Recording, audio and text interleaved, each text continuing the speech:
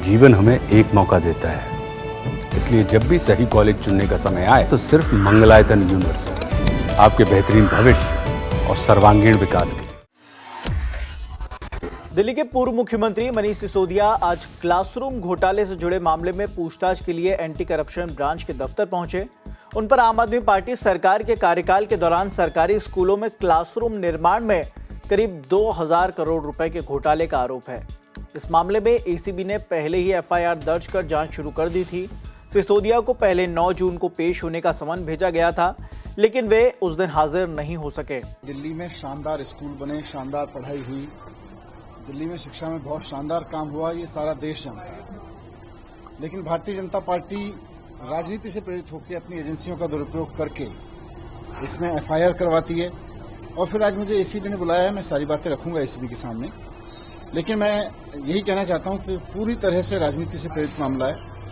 Bharatiya Janata party ने सारी एजेंसियों का दुरुपयोग करके पिछले 10 साल में हमारे एक एक नेता की पूरी जिंदगी खंगाल डाली, लेकिन इनको मिला कुछ नहीं है। केवल और केवल फर्जी एफआईआर करते हैं और फर्जी एफआईआर में फिर केस चलता रहता है। होना इसमें भी यही है, कहीं कुछ निकलेगा नहीं। इस केस के बारे में एक चीज और मैं आप सबके संज्ञान में लाना चाहता हूं कि मनोज तिवारी जी ने, जो भारतीय जनता पार्टी के सांसद हैं, उन्होंने मेरे ऊपर ये आरोप लगाया था और जब मैंने उनके ऊपर मानहानि का मुकदमा किया तो वो जमानत लेके अभी जमानत में बचे हुए हैं। तो इसमें तो मनोज तिवारी जी भी बचे हुए भाग रहे हैं इस आरोप से। इन आरोपों में कोई सच्चाई नहीं है, पूरी तरह से झूठा केस है। लेकिन मैं सोचता हूं ये भारतीय जनता पार्टी वाले कर क्यों रहे हैं ये सब।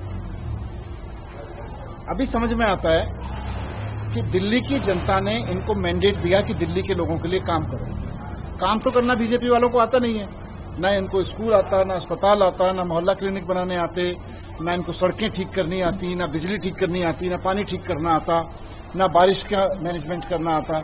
अब देखो पिछले एक बारिश में पूरी दिल्ली का बुरा हाल हो गया है। चारों तरफ दिल्ली बेहाल हो गई है, सड़क टूटी पड़ी है, पावर कट लग रहे हैं पूरी दिल्ली में, प्राइवेट स्कूल वालों ने लूट मचा रखी है।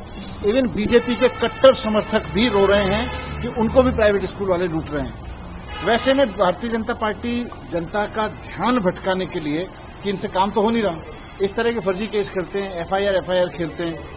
निकलेगा कभी कुछ नहीं, क्योंकि पहले भी कुछ नहीं निकला था। फर्जी केस करते हैं तो निकलेगा इसमें भी कुछ नहीं, लेकिन जनता का मुद्दों से ध्यान भटकाने के लिए केस करते हैं। अभी रेखा गुप्ता जी से आपके सम्मान के बारे में पूछा तो उन्होंने कहा भी तो फिर जांच से केजरीवाल को भी आना पड़ेगा, आपको लगा तो प्लानिंग चल रही है। इसलिए मैंने कहा ना, पूरी दिल्ली में ना बीजेपी के किसी कार्यकर्ता को समझ में आ रहा है कि उनकी सरकार क्या करने वाली है, दिल्ली में क्या कर रही है। इनके कार्यकर्ता भी प्राइवेट स्कूल के हाथों लुट रहे हैं। इनके कार्यकर्ता बीजेपी के कट्टर समर्थक भी ट्वीट कर रहे हैं कि पावर कट से बुरा हाल है, सड़कों का बुरा हाल हो गया दिल्ली में, एक बारिश में पूरी दिल्ली बेहाल हो गई। और ये केजरीवाल को गाली देने में बिजी हैं, ये एफआईआर कराने में बिजी हैं। तो इनको कुछ आता दाता तो है नहीं, केवल एफआईआर, केवल फर्जी एफआईआर करनी आती है। पिछले संबंध में आप नहीं गए, आरोप ये लग रहा है कि आपके बहुत कुछ छिपा रहे हैं, आप इसलिए नहीं गए। ये एफआईआर खेलते रहे, मैं तो काम करता हूँ।